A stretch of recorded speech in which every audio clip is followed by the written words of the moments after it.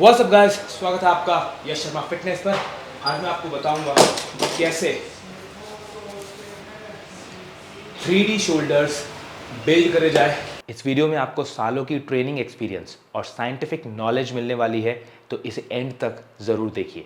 मैं जो उसने टी शर्ट उतार दी, स्क्वाट के लिए वापस डालनी पड़ेगी।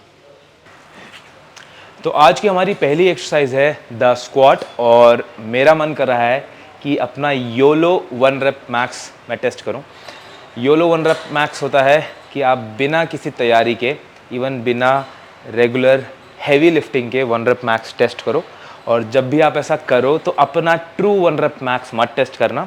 मैं क्या कर रहा हूँ कि वेट बढ़ाया जा रहा हूँ, और जितना वेट स्पीड से उठ रहा है वो मैं 1 रेप तक चेक करूंगा। अभी 160 बहुत ही स्मूथ उठा, 170 ट्राई कर रहा हूँ। ये भी स्मूथ उठ गया तो 180 ट्राई करूंगा, वो भी स्मूथ उठ गया तो 190 ट्राई कर लूँगा। आइडिया नहीं है उसका, देखते हैं। Let's go. तो काफ़ी सारे लोग मेरे को इन हेडफोन्स का मॉडल पूछ रहे हैं, तो ये है मॉडल नंबर। और मैंने ये क्यों लिया, उसकी वजह है क्रोमा का सेल्समैन। मैं उसके पास गया, मैं कहा भाई एक इतने तगड़े हेडफोन्स बता जिसमें बेस भी अच्छा हो और जो लिरिक्स है ना वो भी समझ आए। नहीं तो क्या होता है, बेस इतना ज़्यादा होता है, जैसे स्कल कैंडी के हेडफोन्स हो गए कि बंदा बोल के रहा आपको नहीं समझ आता। उसने एक चीज़ बोली, भैया ये सबसे महंगे वाले हैं सोनी के, ये ले। मैंने कहा सही होगा। तो उसने मेरे को ये 18,000 के चेप दिए, बट वाकई में बहुत अच्छा है। इसका नॉइज़ कैंसिलेशन सुपर, मतलब जिम में अगर बम धमाके भी हो जाए तो नहीं पता चलेगा आपको। I know we grew up a little too fast. I miss the days that we chill and relax. Where did the time go? It all passed. Now I need to go back. I had no worries, but always had plans. Only thing I did was shake out the trash. Now it's much harder to laugh. Hard to get up and then work on my craft. तो 170 भी काफ़ी प्यार से उठ गया, तो सोच रहा था 175 उठाऊँ। उन्होंने कहा वो डेफिनेटली उठ जाएगा और फालतू में खुद को थकाने वाली बात होगी, तो 180 ट्राई करते हैं। नहीं उठा तो केज है, पलट देंगे। I need inspiration. Don't need no validation. No more meditation. Just try some meditating. I don't need you to save me. Feel like all of you hate me. Everything's been so hard with all the situations lately. I just need to numb the pain for a minute. Now I'll have to try 190. What do I do? I'm so strong. I don't know what else to say now. I just need to numb the pain.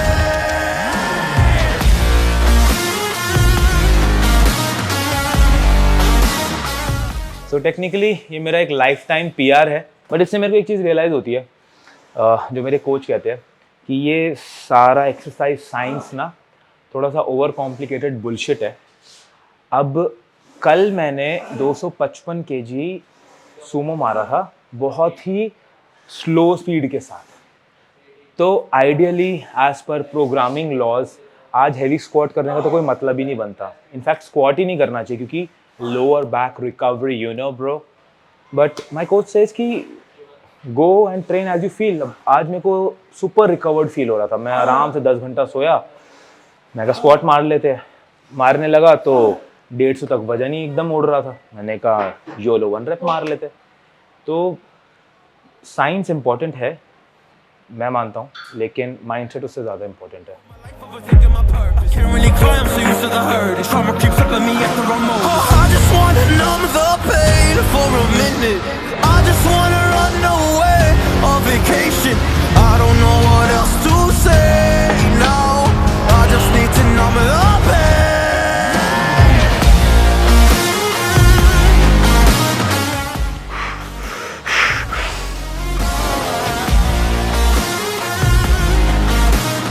I just need to numb the pain.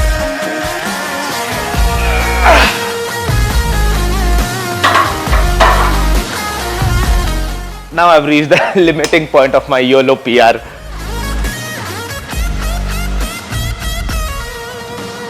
I just need to numb the pain for a minute. I just wanna run away on vacation.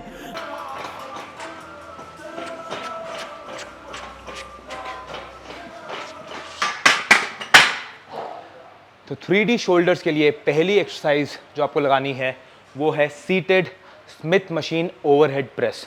अब seated क्यों, और seated में भी Smith machine क्यों, barbell क्यों नहीं?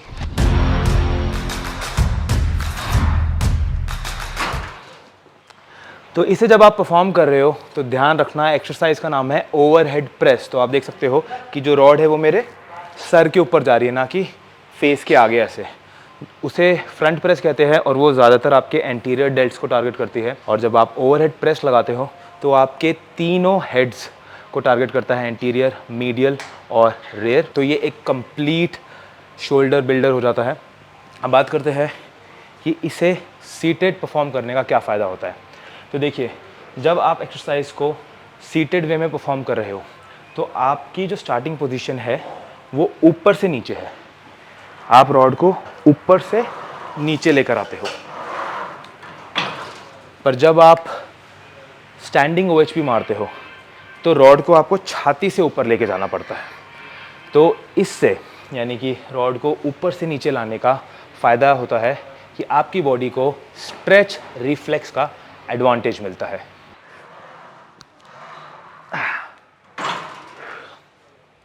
तो stretch reflex basically ये होता है कि जब आप किसी मूवमेंट को एक स्ट्रेच्ड पोजीशन से शुरू करते हो, जैसे कि सीटेड OHP, तो आपके मसल स्पिंडल को अल्फा मोटर न्यूरॉन्स के एक्टिवेशन की मदद मिलती है, जिससे कॉन्ट्रैक्शन में आसानी होती है।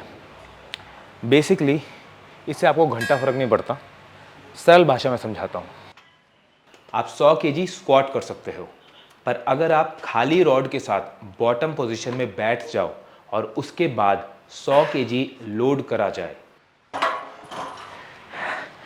तो ऐसे स्क्वाट लगाना आपके लिए ज़्यादा मुश्किल होगा, क्योंकि आपकी बॉडी को वो स्ट्रेच रिफ्लेक्स का एडवांटेज नहीं मिला जो आपको मिलता है जब आप स्क्वाट को ऊपर से नीचे की ओर शुरू करते हो और आपके जो मसल्स होते हैं वो पहले स्ट्रेच होते हैं कॉन्ट्रैक्ट होने से पहले।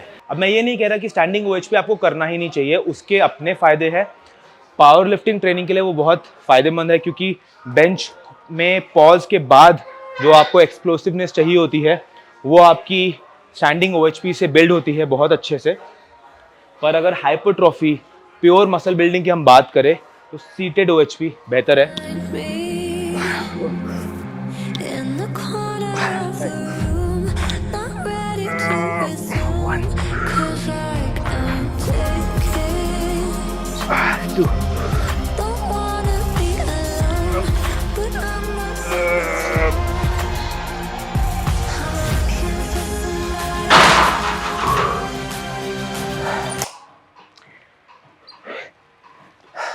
तो आपने आखिरी का रैप देखा कैसे मैंने लिटरली अपने पूरी बॉडी का जोर लगा के उसे कंप्लीट करा, एकदम स्क्वीज आउट करके।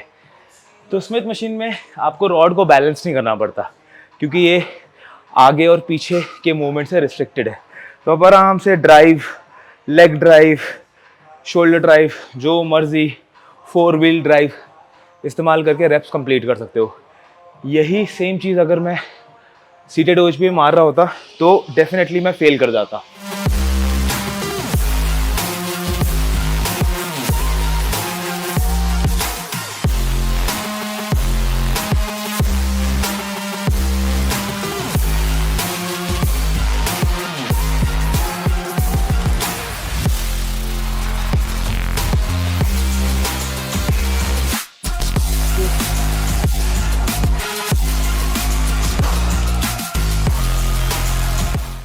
Anger, guys, anger.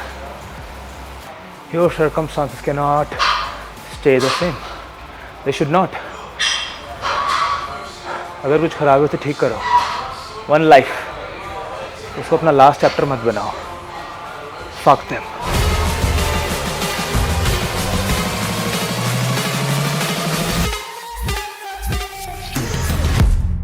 तो गाइस, अपना बाकी का वर्कआउट कंप्लीट करता हूँ, आपसे घर पर मिलूंगा। इस वीडियो को एंड तक ज़रूर देखना, क्योंकि मैं आपको और यूनिक टिप्स बताने वाला हूँ 3D शोल्डर्स बिल्ड करने के लिए। जो लोग इस चैनल को काफ़ी समय से फॉलो करते आ रहे हैं उनको याद होगा कि भगवान ने मुझे हाइट, शक्ल, सूरत, अक्ल सब दे दी, शोल्डर्स ही नहीं दिए थे, और फाइनली मैं उनको बिल्ड कर पाया हूँ। तो जो मेरी टिप्स है वो यकीनन आपके काम आएगी। मिलते हैं। तो इस सब्सक्राइबर को मैं थैंक यू बोलना चाहूँगा। इसने मुझे सवाल पूछा कि भाई क्रेटीन इस्तेमाल करने के बावजूद आपकी बॉडी में वाटर रिटेंशन क्यों नहीं हो रहा। लाइक गुड क्वेश्चन क्योंकि मैं क्रेटीन इस्तेमाल ही नहीं कर रहा हूँ, डब्बा खाली हो गया 1-1.5 महीने पहले और मैं रीस्टॉक करना भूल गया। सो थैंक यू ब्रो, अभी मैं जा रहा हूँ क्रेटीन लेने।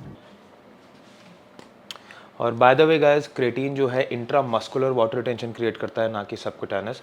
तो इस वाटर रिटेंशन से आपकी मसल्स दरअसल ज़्यादा फुलर नज़र आती है। हाँ, प्री वर्कआउट भी ख़त्म हो गया है, ट्राई करेंगे।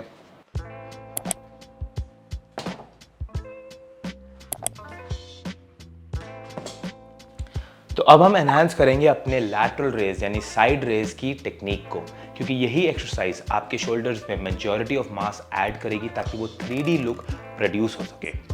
डंबल साइड रेज परफॉर्म करते वक्त आप अपने हाथों को हल्का सा इंटरनली रोटेट कीजिए। एक स्टडी ने साइड रेज की अलग अलग टेक्निक्स को कंपेयर करा। सब्जेक्ट्स ने इसे न्यूट्रल, इंटरनली रोटेट और एक्सटर्नली रोटेट करके परफॉर्म करा और वहां ये नोट करा गया कि मीडियल डेल्ट्स में यानी कि आपके जो मिड हिस्सा है शोल्डर्स का, उसमें कॉन्सेंट्रिक और इसेंट्रिक के दौरान सबसे ज्यादा एक्टिवेशन होता है जब आप इसे इंटरनली रोटेट करके परफॉर्म करते हो। दूसरा, इस एक्सरसाइज में आप थंबलेस ग्रिप का इस्तेमाल करना शुरू कीजिए, यानी जब आप डंबल को पकड़ते हो तो उसे ऐसे ना पकड़ के इस तरीके से पकड़े। इससे आपके जो फोरआर्म्स है वो इक्वेशन से एलिमिनेट हो जाते हैं और आपके लैटरल रेजेस को ज्यादा काम करना पड़ता है उसे उठाने के लिए। आखिरी चीज, पार्शियल रेप्स का इस्तेमाल कीजिए। साइड रेज का जो रेंज ऑफ मोशन होता है वो ऑलरेडी काफी छोटा होता है, तो जब आप अपने हाथों को यहां तक ले आते हो तो आपके शोल्डर्स में से टेंशन 0 हो जाता है। तो बेहतर तरीका यह है कि आप टॉप पोजीशन पर 1 सेकंड के लिए होल्ड कीजिए और अपने हाथों को सिर्फ यहां तक लाइए और यहां पर 1 सेकंड का होल्ड कीजिए। इससे आप अपने शोल्डर्स में एक कंसिस्टेंट टेंशन मेंटेन कर रहे हो। मैं यकीन के साथ कह सकता हूं कि अगर आप डंबल रेजेस में ये तीनों चीजें अप्लाई करते हो तो अगर आपसे 10 केजी से 15 से 20 रेप्स लगते हैं ना, तो आपको 7.5 केजी उठाना पड़ेगा, क्योंकि वो 7.5 केजी ही 10 केजी से ज़्यादा आपके शोल्डर्स में टेंशन प्रोड्यूस करेगा। गाइस ध्यान रखिए, मसल बिल्डिंग एक स्लो प्रोसेस है। अगर इन टेक्निक्स को अप्लाई करके 1% इम्प्रूवमेंट भी आप अचीव कर पाते हो तो आप एक हफ्ते में 2 से 3 बार साइड रेस परफॉर्म कर रहे हो। एक महीने में 4 हफ्ते होते हैं, एक साल में 12 महीने होते हैं। तो इमेजिन कीजिए वो 1% पूरे साल भर में कितना प्रोग्रेस ऐड करेगा। अब हम इंप्रूव करेंगे अपने केबल लैटरल रेजेस को। आप में से ज़्यादातर लोग इसे इस तरीके के एक डी हैंडल के साथ परफॉर्म करते हो, जिससे हम केबल फ्लाइज लगाते हैं। मैं आपको सजेस्ट करूंगा कि या तो आप कफ्स का इस्तेमाल कीजिए या इस तरीके के एक वी बार का इस्तेमाल कीजिए केबल लैटरल रेज परफॉर्म करने के लिए। इससे होगा क्या कि आप अपने मोमेंट आर्म को छोटा कर देंगे। पहले वजन उठाने के लिए आप रिस्ट का इस्तेमाल कर रहे थे, अब वजन आपके यहाँ पर है, तो जो मोमेंट आर्म है वो छोटा हो गया। तो फायदा क्या होता है कि लैटरल रेज एक सर्कुलर मोशन है, तो जब भी कोई सर्कुलर मोशन होता है वहाँ पर टॉर्क प्रोड्यूस होता है। उदाहरण के लिए मान लेते हैं आप 10 केजी उठा रहे हो और आपके हाथ की लेंथ है 60 सेंटीमीटर। वैसे ये स्टैंडर्ड यूनिट्स में कन्वर्ट होना चाहिए, बट मैं वो नहीं कर रहा हूँ। तो जो टॉर्क प्रोड्यूस होगा आपके शोल्डर्स पर वो है 600 यूनिट्स। आपने कफ्स का इस्तेमाल करा और 5 सेंटीमीटर जो है अपने मोमेंट आर्म की लेंथ को छोटा कर दिया। तो अब सेम टॉर्क प्रोड्यूस करने के लिए आप ज़्यादा वेट उठा सकते हो। 10.9 आ रहा है, यानी अप्रॉक्सीमेटली आप अब 11 केजी उठा सकते हो। और मज़े की बात क्या है कि जो आपके मसल्स हैं उसे फोर्स से मतलब है, वो ग्रो फोर्स की वजह से करते हैं। तो अब आप सेम टॉर्क पर ज़्यादा फोर्स अपने मसल्स को दे सकते हो ग्रो करने के लिए। किसी भी मसल की ग्रोथ को मैक्सिमाइज करने के लिए उसमें वेरिएशंस ऐड करना ज़रूरी है। तो मीडियल डेल्ट्स के लिए जो 2 और एक्सरसाइजेज आप कर सकते हो वो है इंक्लाइन साइड रेज। इस एक्सरसाइज में आप अपने मीडियल डेल्ट्स को एक यूनिक एंगल से हिट करते हो। और दूसरा फायदा इसका ये है कि यहाँ पर आप चीट रेप्स नहीं लगा सकते, क्योंकि आप अपने बॉडी मोमेंटम का इस्तेमाल नहीं कर पाओगे। तो इस एक्सरसाइज को आप 20 से 25 रेप्स के लिए परफॉर्म कर सकते हो। एक और एक्सरसाइज जो मुझे पर्सनली बेहद पसंद है वो है लू रेसेस। ये मैंने वर्ल्ड चैंपियन वेट लिफ्टर लू से सीखी। अब इस एक्सरसाइज में ना तो आप ज़्यादा वेट उठा पाओगे और ना ही आपको कुछ खास पंप आने वाला है। तो आप सोचोगे कि इसका फ़ायदा क्या है, और जवाब है शोल्डर हेल्थ। जब मैंने इसे पहली बार परफॉर्म करा था तो मैं सिर्फ 1 kg की प्लेट्स उठा पा रहा था और अपने हाथों के अलग अलग पोजीशन पर मुझे ऐसे कट कट की आवाज़ आ रही थी। पर अब मैं इस पे 2.5 से 3.5 kg उठा लेता हूँ बिना किसी डिस्कम्फर्ट के। ये एक्सरसाइज आपके शोल्डर्स को एक कंप्लीट रेंज ऑफ मोशन से लेकर जाती है, जिससे आपके जो शोल्डर्स हैं ना वो प्रिपेयर हो रहे हैं सडन मूवमेंट के लिए। एक्सरसाइज केवल स्ट्रेंथ या फिर मसल बिल्डिंग के लिए नहीं होती, आपको अपने मसल्स को तैयार भी रखना चाहिए अनप्रेडिक्टेबल मूवमेंट्स के लिए। अब बात करते हैं हमारे प्रिय रियर डेल्ट्स की, जो कि पीछे ही रह जाते हैं बोथ लेटरली एंड मेटामॉर्फिकली, जो भी कहते हैं इंग्लिश में। रियर डेल्ट्स के लिए मुझे cable reverse flies favourite exercise लगती है। ज़्यादातर लोग इसे पेग डेक यानी कि जो चेस्ट फ्लाई की मशीन होती है उस पर करते हैं। वहाँ पर एक लिमिटेशन है कि वो जो पेग डेक की मशीन है ना वो फिक्स्ड होती है, और हम सबके जो रियर डेल्ट्स है वो एक कॉम्प्लिकेटेड सी जगह पर है। वहाँ पर ट्रैप्स भी है, वहाँ पर रियर डेल्ट्स भी है, टेरेस मेजर माइनर मसल्स भी है, बैक की मसल्स भी है, तो हम हर किसी की अलग अलग स्टिफनेस है। तो केबल रिवर्स फ्लाइज मुझे इसलिए पसंद है क्योंकि केबल्स में आप मूवमेंट दे सकते हो। अगर आप रिवर्स फ्लाइज मार रहे हो, आपका ये हाथ हल्का सा नीचे रहता है बिकॉज ऑफ सम टाइटनेस, तो वो कंपनसेट हो सकता है केबल रिवर्स फ्लाइज में। दूसरी चीज़, इसे परफॉर्म करते वक्त आपको कंप्लीट लॉकआउट नहीं करना है, क्योंकि वैसा करने से आप अपनी बैक को इस मूवमेंट में इंक्लूड कर लेते हो। तो आपको यहाँ पर भी पार्शियल रेप्स लगाने हैं, हाथों को यहाँ साइड तक लाना है और कोशिश करना अपने रियर डेल्ट को फ्लेक्स करने की, और जो ये हिस्सा है आपके शोल्डर्स का उसमें टेंशन महसूस करनी है। तो इसे परफॉर्म करते हुए आप अपने आइज़ क्लोज कर सकते हो और 20 से 25 रेप्स एम करो ताकि आप वो mind and muscle connection build कर सको। एक और एक्सरसाइज जो मुझे रियर डेल्ट्स के लिए बहुत पसंद है वो है बैंड पुल अपार्ट्स। मैं सालों से बोलता आ रहा हूँ पर आप लोग कर नहीं रहे हो। ये एक्सरसाइज बहुत इंपॉर्टेंट है आपके ओवरऑल शोल्डर्स की हेल्थ के लिए, क्योंकि बस है यार, क्योंकि का हर किसी का जवाब नहीं होता, कर लो। तो इसे परफॉर्म करने के लिए कोई भी रेजिस्टेंस बैंड लो, रेड कलर का या जो उससे ऊपर के लेवल्स होते हैं वो वाला, और बस एड़ी चोटी का जोड़ लगाकर फेलियर तक जाओ। आखिरी चीज़ है फ्रीक्वेंसी। हमारे जो मीडियल और रियर डेल्ट्स है ये 2 छोटे मसल ग्रुप्स है, इसकी जो एक्सरसाइजेज है उसका रेंज ऑफ मोशन भी काफ़ी कम होता है, तो आप इससे बेहद आसानी से रिकवर कर सकते हो। तो इन्हें हफ्ते में सिर्फ एक बारी ट्रेन करने का कोई मतलब नहीं है, क्योंकि हम इंडियंस के जो शोल्डर जेनेटिक्स होते हैं वो वैसे ही थोड़े कमज़ोर होते हैं। इस वजह से हमारे लिए वो 3D शोल्डर लुक बिल्ड करना मुश्किल होता है। तो मैं push pull training split follow करता हूँ, जिसमें push pull push pull push pull इस तरीके से मेरे वर्कआउट्स होते हैं। अलग से एक लेग डे नहीं होता है। तो मैं ऑलरेडी अपने हर मसल ग्रुप को including my medial delts and rear delts 3 बारी ट्रेन करता हूँ। तो मिनिमम ट्रेनिंग फ्रीक्वेंसी 3 होनी चाहिए मेरे रिकमेंडेशन के हिसाब से। अगर आपके शोल्डर थोड़े वीक है तो आप उसको 5 to 6 टाइम्स भी आराम से कर सकते हो। ध्यान रखो, आपकी बॉडी को ना मतलब नहीं है कि आपने लेग्स के बाद अपने साइड डेल्ट्स को कैसे ट्रेन कर लिया। जहाँ पर भी इन 2 मसल्स की ट्रेनिंग को आप इंक्लूड कर सकते हो वहाँ पर घुसेड़ दो। ऑलराइट, सो गाइज, ये थी हमारी आज की वीडियो। मैं उम्मीद करता हूँ आपको वीडियो देखकर मज़ा आया हो। वीडियो पसंद आई तो इसे किसी एक दोस्त के साथ शेयर कर दो। बैंड बहुत ज़रूरत है अभी फ़िलहाल चैनल को, ठीक है, मजाक नहीं कर रहा। So what I was saying is, मिलते हैं अगली बार, तब तक मेहनत करते रहिए, आगे बढ़ते रहिए, piece. I just need to know